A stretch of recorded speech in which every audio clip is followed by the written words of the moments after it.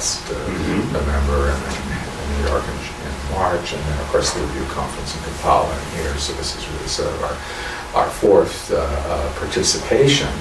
But we're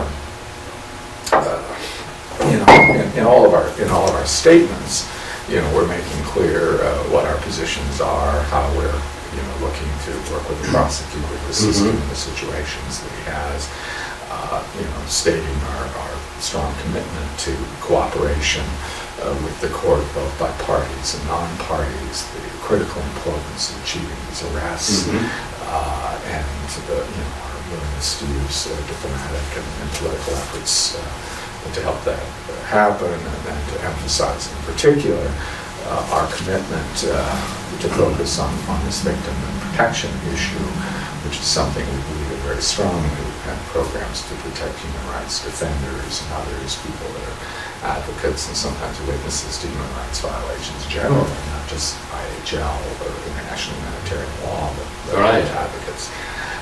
And we're working to protect those individuals, sometimes to relocate them if they're under severe physical threat. And so we want to work to sort of expand our sort of focus to work with the ICC. So we're announcing what we're doing now. The question of the United States moving forward closer to that, no decision has been made on that issue. The United States is very slow to ratify international conventions. Our process is excruciating. It's just excruciating. Yeah. Getting even conventions that appear almost non-controversial on their face to schedule the time in the Senate and get a 2/3 vote, given divisive politics on some of these issues is very difficult. But it's historic. I mean, Woodrow Wilson went to Paris in 1919, convinced the other great powers to abide the League of Nations, and brought it back and couldn't get the U.S. Senate to approve it. The Genocide Convention took 40 years to ratify. There are other human rights conventions that are relatively non-controversial, where the United States is one of maybe only 2 countries in the world that haven't ratified. Now that, in part, represents a kind of American attitude that I think there's the constitutional 2/3 that's difficult. But there's also a belief coming, I think, from the United States experience of being really disentangled from any sort of colonial or tie. After 1783, a belief that we knew how to do it in our own system. We had a Bill of Rights. We had a system of law. We could do it ourselves. No foreign entanglements. No foreign entanglements, and to say that somebody else should make a decision for us is something that Americans are reluctant to get involved in. That said, we enter into trade agreements where the World Trade Organization can decide we're wrong on this or that, or so we do enter into kind of situations where things can be enforced against us, and we're willing to do that because it's in our interest. But it's always a hard sell in the U.S.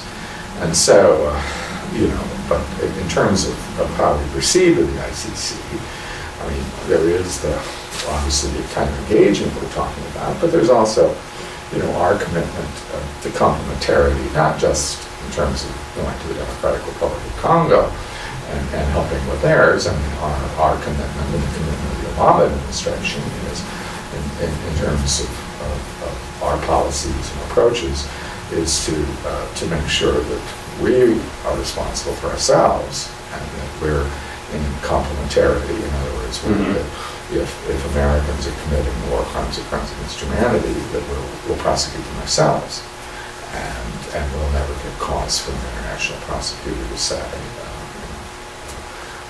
you're not doing a genuine investigation. And I've got to say, you can, in any of these situations, there can always be problems of proof. You can have a difficult time showing who's responsible. There can be ambiguities in terms of how the law reads, etc. The point is that our principle is that we have to do a genuine investigation in our system. And we do have a record in America of having prosecutions. I came out of the U.S. Federal justice system, that prosecutes without fear or favor. chairmen of the Senate Appropriations Committee, the House Ways and Means Committee, and then prosecuted. The President of the United States was pursued by an independent prosecutor in the 70s, and went to the Supreme Court and won 9-0 against him, and he had to leave office. I mean, that's the kind of independence that we think we have. Difficult always to prosecute your own, but I think our commitment is to do it ourselves, so that we are effectively in complementarity, even when we're not in the court, and then work with the court in these cases, and the cases the court has taken in DRC, Uganda, Darfur, and CAR. These are cases in which individuals have been targeted for mass violence that cried out for justice. They aren't cases of sort of ambiguous, the shell was pointing here and it landed over there accidentally. No, these are cases in which the intention was to kill the civilians. And so these are appropriate cases, and we want justice done. Absolutely. Well, you've talked a little bit about the relationship, and when you talk with ICC people and with some of my colleagues who are in The Hague and very close observers of the ICC, they're impressed by the relationship that's developing between the United States and the court. It's quite transparent. Obviously, there are some kinds of information that you're sharing with the prosecutor that the prosecutor himself wishes not to disclose. But we have the sense that you're building bit by bit an ever stronger, broader, deeper, more productive and collaborative and supportive